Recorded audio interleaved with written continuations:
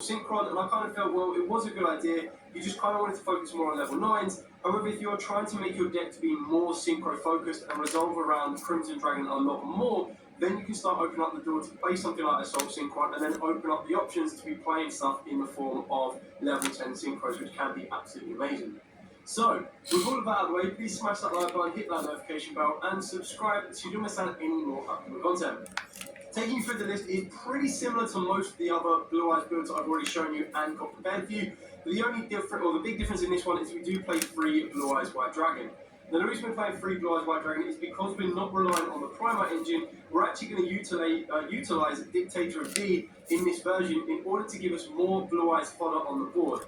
Because Blue Eyes is going to be incredibly important, not only to get you access to a rank 8 that can either be a spell negator or a monster negator, but it can also be utilised to get you into your synchro level 10s very easily when you then combo this off with Assault Synchron that I'll talk about a little bit later on. We're also playing the 1 Jet Dragon, so you should see in the basic combos how you can get to Jet Dragon very easily, and it just adds you that additional Blue Eyes monster in the graveyard that can float back and then provide you with lines of protection. The only other dragon that we are playing that is not a hand trap, we are playing 2 Neo Kaiser Seahorse. Now you can cut this back down to 1 if you want to, and it makes it a bang on 40 card deck. The idea is in this particular version, if you want to be focusing on your synchros a little bit more, you do kind of need to get direct access to Neo Kaiser Seahorse. The best benefit of something like this as well is when you bring the Bestial version in this particular engine, that then gives you the option to use this with Blue Eyes to get you into your level 12 synchro being your Crimson Dragon, or you use this plus a Bestial to get you into your level 10s, which can work its way all the way up to stuff like Dispatter if you need to, and that again adds you another line of recursion as well as another line of interruption. Then of course with the spellcasters, we are maxing it out on Triple Maiden of White. Pretty standard on this card. This card's like an absolute insane addition. If you can't open up this, it means you can play around Droll a little bit better. It also means that your normal Summoner Sage isn't as heavily reliant to search yourself out the Maiden of White. Also, it was mentioned to me, and I didn't even realise this, which is absolutely crazy. I always thought the last line of text naturally would say you can only use each effect of Sage Advisor Blue per turn, but it actually says you can only use this effect, referring to the discard in the hand to turn a Blue Eyes into, to turn an effect monster into a Blue Eyes. Its actual on-summon normal effect is not a hard one to return at all. So the idea is that when you get your additional normal summon off the back of the Mausoleum, if you were to get the Sage Advisor Blue back, you could just normal summon Sage Advisor Blue again, and then if the first one search you out Maiden, the second one can actually search you out the Death Veiler. It's a good little notes on that one. I'll try and find the exact comment they mentioned to me, because they mentioned to me last night, and I was like, oh my god, how have I been playing Blue Eyes this long and not actually realised that it's not a hard one to return? I was absolutely shocked. So, yeah, if I'm able to find the comment next to me.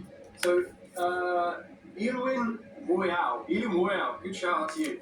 And then, of course, for the last spellcaster, we are playing the 1 Master. There are times that this actually comes up very helpful, just that grind and recycle from the graveyard. So playing 1 of it is absolutely fine, but again, you can cut it down to a 40 card deck by getting rid of it. And then for the supporting tuner that we play is the triple Assault Synchron. Now the reason we're maxing out on this, and arguably so you could place tuning in the deck if you wanted to, because not only will that give you the ability to search out Assault, it will also give you the ability to mill it. But the idea is that having multiple Assaults isn't that bad. So you can utilise it as discard fodder off of the back of Wishes, but on top of that as well, is in the hand, during your main phase you get to special summon it from the hand to paying 700 life points. Also, while it's face of an monster, you can't special summon from the extra except Synchros, which is absolutely fine, that's all you're going to want to do with it anyway.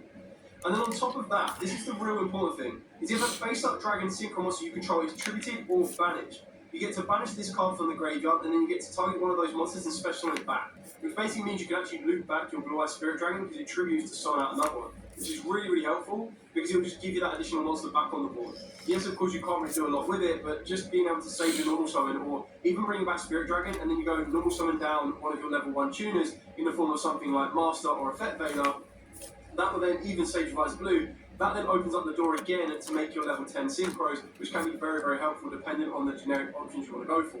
And the fact of the matter is, Bestial Dispatter just requires a dragon non-tuner. It doesn't care what the tuner is. So you can get that utilised into another way. So you can special summon down an Assault Synchron into the first level 10, which, as a preview, and I highly advise you picking this up because it keeps the cost down quite nicely, is the answer to the Gen X Return 0, as this just needs a